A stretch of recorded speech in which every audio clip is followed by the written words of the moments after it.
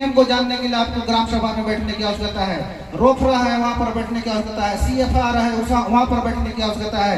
आपको सिरहा दुनिया बैगा गांव के पटेल और गांव के प्रमुख के साथ बैठने की आवश्यकता है। गांव के गायता और गायता को प्रमुख के रूप में देखना आवश्यकता है। रायतार जंगो आयाना, रायतार जंगो आयाना, लिंगो मुदियाना, लिंगो मुदियाना, वाले सग समाज था, वाले सग समाज था। आज के कार्यक्रम में उपस्थित इस उपखंड के सम्माननीय अध्यक्ष महोदय, आज की इस कार्यक्रम की अध्यक्षता कर रहे ग्राम कोकोड़े के जो ग्राम सामाजिक पदाधिकारी एवं हमारे क्षेत्र से आए हुए समस्त जनप्रतिनिधिगण, माता एवं बहने, भाई एवं बहनों, आप सभी जानते हैं 9 अगस्त विश्व आदिवासी दिवस आज हम मनाने यहाँ पर आ चुके हैं और हम सब जानते भी हैं, लेकिन कई लोग हमारे इस कार्यक्रम को एक मनोरंजन की भाव की आधार पर मनाने का संकल्प लेकर आते हैं। ये थोड़ा हमारे लिए चिंता का विषय है। साथियों और माताओं, आपको विशेष ध्यान देने की आवश्यकता है। जो बातें हमारे पूर्व वक्ताओं ने कहा है, उस बात से हटकर मैं जो बातें आपके समक्ष रखना चाहूंगा, उस बात पर गौर कीजिएगा। हमारे लिए चुनौती और सामना बराबर चलते रहेगा। आने वाला समय में चुनौती किस प्रकार की होगी, कैसे होगी और कैसे उसका निराकरण होगा, उसका निदान कैसे होगा, उस पर हम अमल करने जा रहे हैं। हमारे छत्तीसगढ़ राज्य में आदिवासी के 38 संगठन में से 32 संगठन आज सक्रिय रूप से कार्यरत हैं। आपको सुनकर आश्चर्य होगा कि हमारे एक प्रदेश पर 38 संगठन है, उसमें से 32 संगठन कार्यरत है सक्रिय रूप से। उन्होंने एक मंच पर आकर कहा है, हमारे लिए आने वाला समय बहुत ही चिंता और सोचनीय विषय होगी, और उन्होंने 7 एजेंडा इस प्रकार रखा है जिस एजेंडा पर हमको सोचना और विचार करना आवश्यक हो जाता है। हमारे समाज के बेटी बहनों के साथ अत्याचार और जुर्म के साए पर चलने वाले एजेंडे को लेकर चल रहे हैं। हमारे समाज और रीति कुरीतियों से बचने की एजेंडों पर चल रहा है। हमारे भूमि अधिग्रहण से लेकर भूमि हस्तांतरण से लेकर हमारे जाति प्रमाण पत्र से लेकर समस्त गतिविधियों पर हमारे संगठन ने चिंता जाहिर किया है। और आप सबको जानकर हैरान होगी और आश्चर्यजनक होगा कि हमारे समाज के जाति प्रमाण पत्र से 1032 ऐसे कर्मचारी हैं जिन्होंने आज तक हमारे समाज के जाति प्रमाण का उपयोग कर उन्होंने अपने परिवार को पालन पोषण कर रहा है, और हमारे 1032 कर्मचारियों को उन्होंने दूर कर रखा है। इस बात का हमारे लिए चिंता का विषय है। और जाति प्रमाण पत्र सघन और सरलीकरण का बात होता है। सघन और सरलीकरण किस आधार पर और किस मुद्दे पर होना है, इस बात का भी हमको सोचने की आवश्यकता है। हमारे भाई और बहनों, माताओं, पिताओं से भी अनुरोध करना चाहेंगे, जिस जाति प्रमाण का आपने सरलीकरण की बात करते हैं वो हमारे लिए जायज नहीं है। हमको और सघन का होने की आवश्यकता है। और उस जाति प्रमाण का गलत तरीके से फायदा उठाकर अन्य समुदाय के लोग हमारे जितने भी हक अधिकार संपत्ति को अपने वश में करने जा रहे हैं। आप सुना होगा पखानजोर के 14 ग्राम पंचायत सामान्य क्षेत्र घोषित हो चुकी है। इसका जिम्मेदार कौन है? इसके जिम्मेदार हम हैं और हमारे समुदाय का है। 14 पंचायत जो कि अनुसूचित जनजाति क्षेत्र है, 5वीं अनुसूचित क्षेत्र है, पेशा नियम लागू हो चुकी है। और उस पेशा नियम लागू होने के साथ साथ हमारे क्षेत्र का बात है, जो हमारे दूर की बात नहीं है, हमारे जिला से लगभग हमारे पड़ोसी जिला के बात है। तो इसको कौन सोचेगा? हमारे आदिवासी इस मंच पर बैठे इस समाज के पुरोधाओं के माध्यम से उस बात को आगे तक ले जाने की आवश्यकता है। आपको ये सब जानकर हैरानी होगी कि हम कहां पर हैं। हम कहते हैं हम इस नाराओं में सिमट कर रह गए हैं। जल जंगल हमारा है, आदिवासी इस देश के मालिक हैं। बोलने भर से काम नहीं चलेगा साथियों।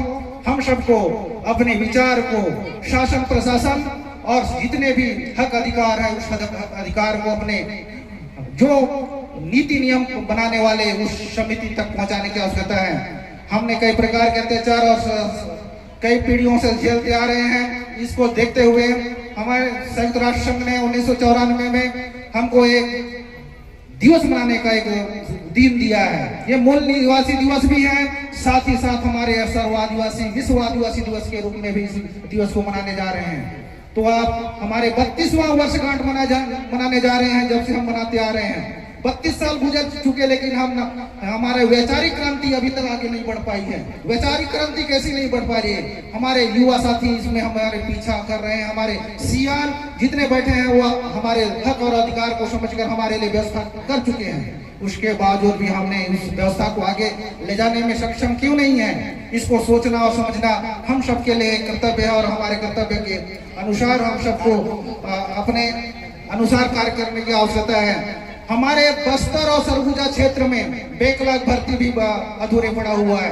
शासन प्रशासन और नियम सभी ने हमारे लिए नियम बनाकर रख दिया है, लेकिन हमको आगे आने की आवश्यकता है। शासन ने कहा है कि बैकलॉग भर्ती होना जरूरी है, वही वर्तमान सरकार ने भी कहा है, पूर्ववर्ती सरकार ने भी कहा है, और हमारे जो भी सरकार आए हैं वो भी कहा है कि बैकलॉग का मतलब है हमारा जितने भी नौकरियां भर्तियां होती है उसमें हमारे भी आदिवासियों की भर्तियों की पदों की संख्या भी भरे नहीं गए हैं, उसको बैकलॉग कहा जाता है। उस बैकलॉग में हमको जानने की आवश्यकता है। चाहे वो स्वास्थ्य विभाग हो, चाहे शिक्षा के क्षेत्र में हो, चाहे राजस्व के विभाग में हो, चाहे पंचायत के क्षेत्र में हो, चाहे शिक्षा के अन्य माध्यम में हो, चाहे उच्च शिक्षा के क्षेत्र में हो, हमारे बैकलॉग भर्ती अनुच्छेद 16(4) और 16(4)(a) के अंतर्गत 16(4)(b) के अंतर्गत प्रावधान है। उस अनुच्छेद को हमको जानने की आवश्यकता है। उस अनुच्छेद में हमको प्राप्त है कि बैकलॉग भर्ती हमारे जनजाति समुदाय को मिलना अनिवार्य है। हमारे बच्चे बहुत सारे पढ़ रहे हैं, उनकी आय की सीमा कितनी रखी गई है? साथियों, आपकी आय की सीमा 2.5 लाख से अधिक ज्यादा है तो आपको छात्रवृत्ति राज्य सरकार और केंद्र सरकार द्वारा दी जाने वाली छात्रवृत्ति योजना का लाभ नहीं मिलेगा। इस बाध्यता को खत्म करना हमको आवश्यकता है। इस जो 2.5 लाख की जो सीमा है उसको खत्म करने के लिए हमको एक प्रस्ताव बनाकर भेजने की आवश्यकता है। हमारे समस्त ग्राम सभा और ग्राम पंचायतों के माध्यम से, ग्राम समितियों के माध्यम से इस 2.5 लाख की सीमा को पार करने के लिए हम करना चाहिए। जैसे हमारे अन्य समुदाय को 7 से 8 लाख से अधिक वाले को भी छात्रवृत्ति मिल रहा है, और हमारे आदिवासी के लिए कितने लाख रखा गया है? 2.5 लाख आय रखा गया है। इस बाध्यता को पूरी तरह से खत्म करना है। हम समस्त समिति और समस्त संगठनों से अनुरोध करते हैं कि इस मांग को बारी बारी से अपने लेटर हेड में लेकर लिखें और सरकार को अवगत कराएं। और हमारे शैक्षणिक छात्रवृत्ति है, छात्रावास में जितने भी सुविधाएं हैं वो सुविधाएं हमको प्राप्त करने के लिए सरकार को बाध्य करना पड़े। हमारे सरकार, हमारे छत्तीसगढ़ जो बन गया है वो 26 साल हो चुका, और 26 साल में हमने अभी तक 26 इंच भी नहीं बढ़ा है। वो 26 इंच बढ़ने के लिए हमको क्या इंतजार करने की आवश्यकता है? क्या हमको आगे अपना मुहिम को आगे बढ़ाने की आवश्यकता है। जितने भी जाति प्रमाण पत्र फर्जी बनाए गए उसको निरस्त करने के लिए जल्दी से जल्दी हमारे हक अधिकार को लेकर बात रखने की आवश्यकता है। हमारे जनजाति उपयोजना, जिसका हम कहते हैं TSP कहते हैं, उस योजना का फायदा हमारे लोग नहीं ले पा रहे हैं। जो हमारे लिए विशेष योजना होता है उस योजना का फायदा लेना हमारा समुदाय को आवश्यक होता है, जो कि अनुच्छेद 26 एवं अनुच्छेद 275 के अंतर्गत हमको मिला हुआ है। TSP योजना, उस TSP योजना को हमको लेने की आवश्यकता है, और SCPS योजना को तहत आपको कार्य में परिणित करने की आवश्यकता है। और हमारे छत्तीसगढ़ लोक सेवा आरक्षण अधिनियम 1994 का 100% सुनिश्चित होना जरूरी है। जब तक हम छत्तीसगढ़ लोक सेवा अधिनियम संवर्धित नहीं महसूस करेंगे, हमारे अधिनियम धारा 15 एवं 19 को आप सारणीबद्ध करके देखते जाएंगे, और उस सारणीबद्ध को देखते हुए आपको आगे आना होगा। 5वां अनुसूचित क्षेत्र पेशा कानून क्षेत्र है। पेशा नियम बना दिया गया है, पेशा का पालन नहीं हो रहा है। हमारे वक्ता हमारे जगदीश भाई जी ने भी इस बात को रखा है। पेशा है तो पेशा कैसे है, पेशा नियम कैसे है तो नियम कैसे है। उस नियम को जानने के लिए आपको ग्राम सभा में बैठने की आवश्यकता है। रोफरा है वहाँ पर बैठने की आवश्यकता है, CFR है वहाँ पर बैठने की आवश्यकता है। आपको सिरहा गुनिया बैगा गांव के पटेल और गांव के प्रमुख के साथ बैठने की आवश्यकता है। गांव के गायता और गायता को प्रमुख के रूप में देखना आवश्यकता है। तो ये सारी चीज को देखना है। राजस्व आपदा प्रबंधन 17/8/2016 के आदेश को तत्काल निरस्त किया जाए। ये सारी चीज को भी हमको निरस्त करने की आवश्यकता है।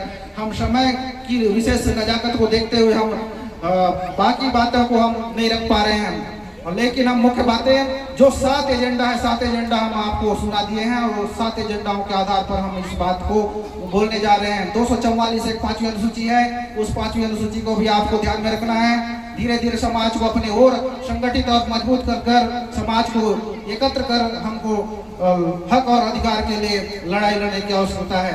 हमारे भूमि की आजीविका और आजीविका से संबंधित समस्त अधिकार जो खाद्य सुरक्षा नियम है, वो सारी चीज को भी हमको ध्यान में रखते हुए बात रखना है।